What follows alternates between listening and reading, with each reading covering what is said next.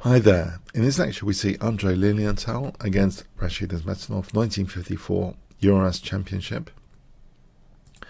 So this is in round 7. D4. We have Nezhmetdinov playing knight f6, c4, and now c5. Modern opening theory is, grandmasters nowadays avoid Benoni structures. They're thought to be worse. Engines indicate this is actually, quite a concession in the opening already. A more solid approach, which more stable grandmasters, positional grandmasters, most grandmasters, in fact, they would prefer e6 to invite the amazing, Nimzo engine if knight c3, and if g3, d5. This limits white's advantage, the queen's engine positions. So, for example, it could be played like this. So that's a way of playing like in a more modern style. But the Benoni towards 1960 was gaining in popularity because of also Mikhail Tal. So we have d5, d6. So this Benoni structure is interesting. Knight c3, g6, e4. It's not quite a Benoni structure yet. It requires e6, e takes, and c takes to be a proper Benoni structure. But, okay, so bishop d3, black castles, knight g e2, knight b d7, knight g3, and now e6. And in fact, white doesn't wait for e takes d5. White plays d takes e6. This slightly weakens black's king, even though it gives black some dynamic f-file potential. But white's actually going for the king here. It's like white's playing in quite an attacking way. So h4, knight e5, bishop e2. We have a6, h5. So yeah, white's really trying to undermine the black king. Queen e7. H takes, bishop g5. So not conventionally castling. White's play is pretty creative as well in this game. We have b5. This is an interesting way to try and generate counterplay. If b6, white could play f4, and here white sits actually quite comfortably, with potentially castling queenside even. So b5 is played. C takes, A takes, knight takes b5. Knight f7 hitting the bishop. We have queen d2 and now d5. If knight takes g5, you might ask, queen takes. White sits quite comfortably here. Black could play like this. And yeah, it's quite a complex position. White can just hold the knight there. And yeah, white is better. So, okay, d5 is played. E takes, white castles, bishop b7, a4, queen d7. So, black does seem to have an active position for the pawn. If, instead, c4, bishop f4, overall white should be quite comfortable here with advantage, but queen d7 is played. Bishop takes f6, bishop takes f6, queen c2. We have king g7, and now a very clever move. Yeah, white is playing quite creatively as well in this game. Bishop h5. It's too dangerous to take this, because of knight takes h5 check and then taking the bishop after is very unpleasant. Extremely unpleasant, forking king and queen there. So anyway, so that's protected. And now another, a creative move from Lilienthal. He plays rook a3. So this is really interesting for both sides. We have now bishop e5. If g takes here, knight takes h5 check, rook h3. Black would have to play queen takes h3 here. And this position, white does have a significant advantage overall. Yeah, the attack carries on. White's doing quite well there. So bishop e5. But now, here comes actually something which is looking good, but surprisingly may not be that good. Technically, this might not actually be that good. So in this position, perhaps white should play queen takes c5. And it is pretty interesting. Queen takes c5. If g takes h5, knight takes h5 check, this position, rook e3, black has quite a few weaknesses to pick on, and this is just an example where white will be doing pretty well. f5 check, rook takes, and here queen b6 check, picking up the bishop. Yeah, it does seem rather dangerous, just queen takes c5.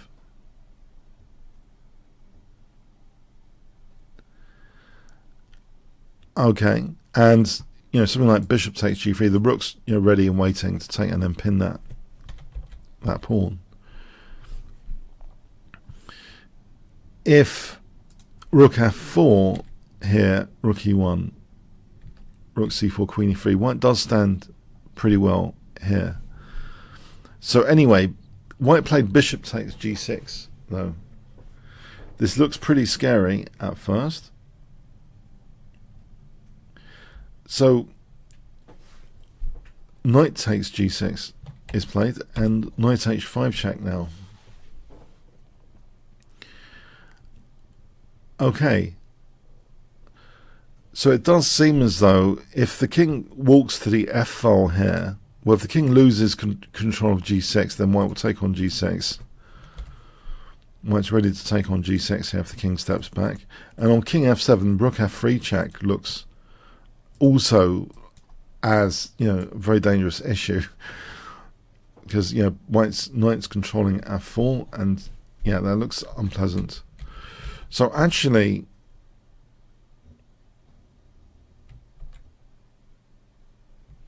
here it's taken. We have knight h5 check. So after knight h5 check, Nezhmetdinov finds something really interesting. Best possible path. He plays actually king h6. It's a case of a kind of potentially carnivorous king. We have rook h3. So guess what Nezhmetdinov plays here?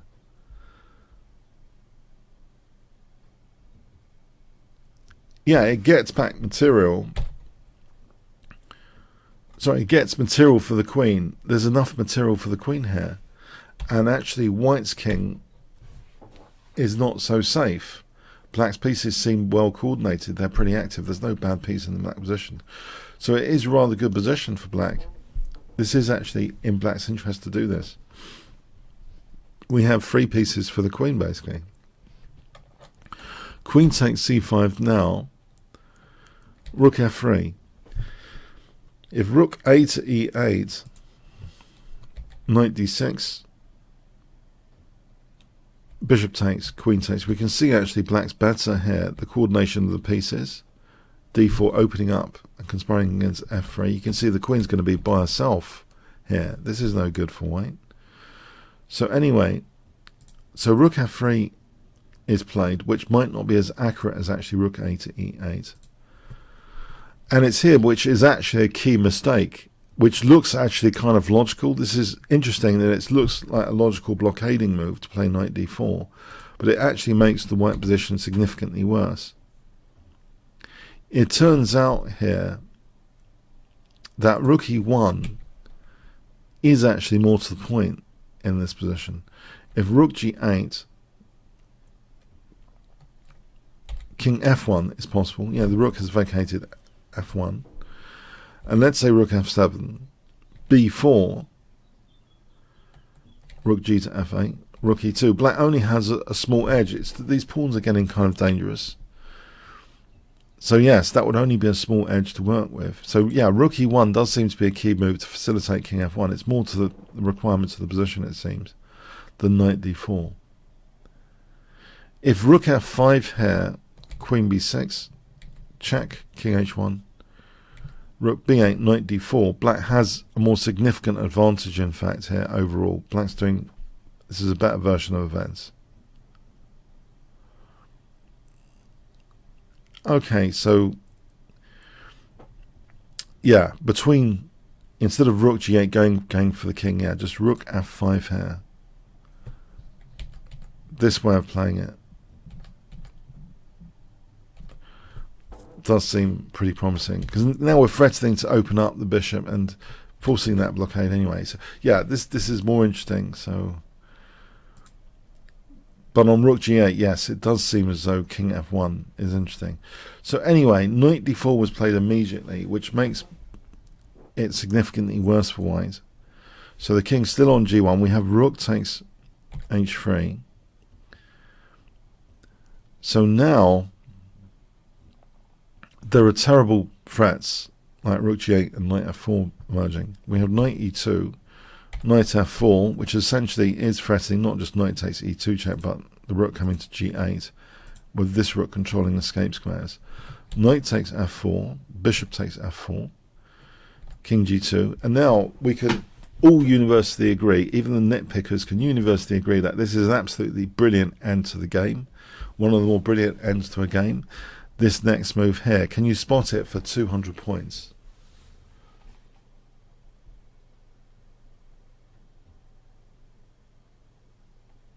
It's really the strongest continuation available.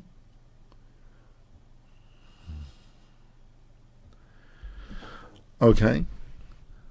It's actually rook c8. The point is to kick the queen away from c8. So we get in rook g8 check and bishop c8 like mating. So this ends the game. If we had played rook g8 check, king takes, bishop c8, white check, white can take on c8, and black does have an advantage, but there's a bit of work to do. With rook c8, this is so much clearer, the win. So say the queen does move. I mean, what else? You know, if we take the queen, we're like, if king takes, we're two bishops up. So say the queen moves away, not controlling c8. Now would come rook g8 check, and unless white really wants to delay desperately, okay, it's absolutely lost, but we're going to get this bishop c8 checkmate. So okay, this game was a very fun and well celebrated game, especially, you know, the finish with rook c8. A shocking finish to get that c8 square for this final kind of macing net. So yeah, beautiful stuff. Dynamic play, dynamic opening, and we have to give credit to the opponent here for some creative attacking play, which backfired. Didn't expect this kind of carnivorous king earlier to come up the board a bit. So perhaps that was totally unexpected, the idea of taking out h3 so that king takes. Yeah, it is a lot of material for a queen there. Fascinating game. Hope you enjoyed it. Thanks so much. All comments, questions, likes and subscribes really appreciated. Thanks so much.